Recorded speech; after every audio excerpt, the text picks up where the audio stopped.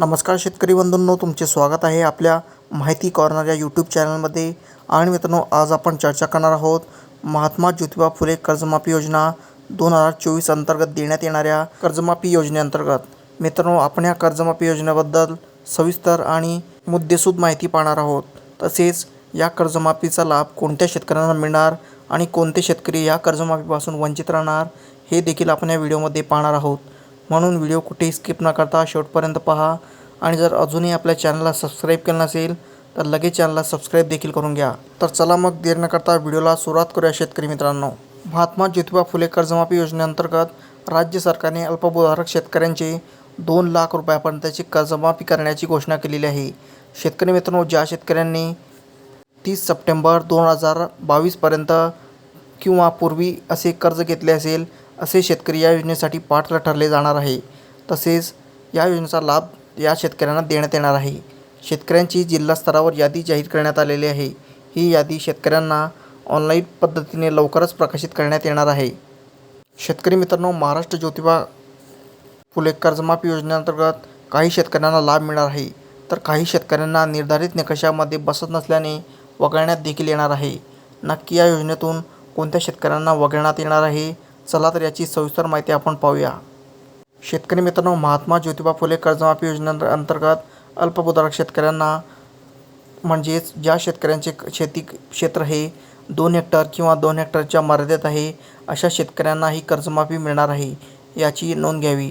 तसेच ज्या शेतकऱ्यांची उपजीविका मुख्यतः शेती आहे, म्हणजेच जे शेती व्यतिरिक्त कुठेही दुसरा आयकर भरत नाही, अशा शेतकऱ्यांना या कर्जमाफी योजनेचा लाभ देण्यात येणार आहे. तसेच जे शेतकरी महाराष्ट्रातील अल्पभूधारक शेतकऱ्यांनाही या योजनेचा लाभ देण्यात येणार आहे. शेतकरी मित्रांनो, फुले व इतर पारंपरिक पिकांची लागवड करणाऱ्या शेतकऱ्यांना देखील या योजनेचा लाभ देण्यात येईल. तसेच ज्या शेतकऱ्यांचे कर्ज हे 3 लाख रुपये आहे किंवा 3 लाखाच्या आत आहे, अशा शेतकऱ्यांना देखील या योजनेतून पात्र ठरवण्यात येणार आहे. तर शेतकरी मित्रांनो, चला अखेर आपण जाणून घेऊया की या कर्जमाफी योजनेतून कोणत्या शेतकऱ्यांना वगळण्यात येईल. शेतकरी मित्रांनो, जे शेतकरी कोणत्याही सरकारी किंवा शासकीय पदावर आहेत, अशा शेतकऱ्यांना या योजनेतून वगळण्यात येणार आहे. म्हणजेच अशा शेतकऱ्यांना या कर्जमाफीचा लाभ भेटू शकणार नाही.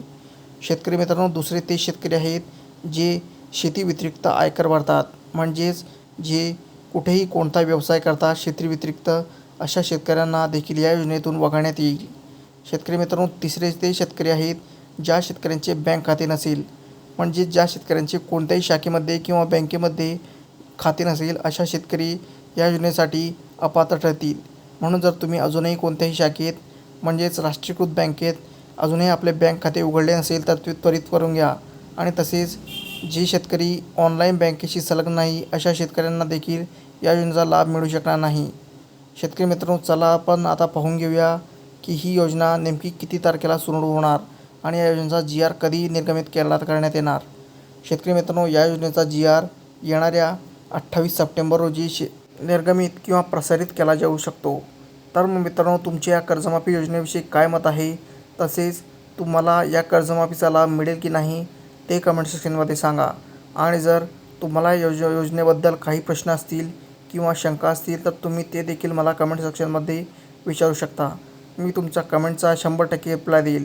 आणि जर अजूनही आपल्या चॅनलला सबस्क्राईब करून घेतलं नसेल तर लगेच चॅनलला सबस्क्राईब देखील करून घ्यावे शेतकरी मित्रांनो.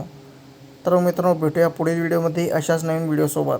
तोपर्यंत व्हिडिओ पाहण्यासाठी धन्यवाद.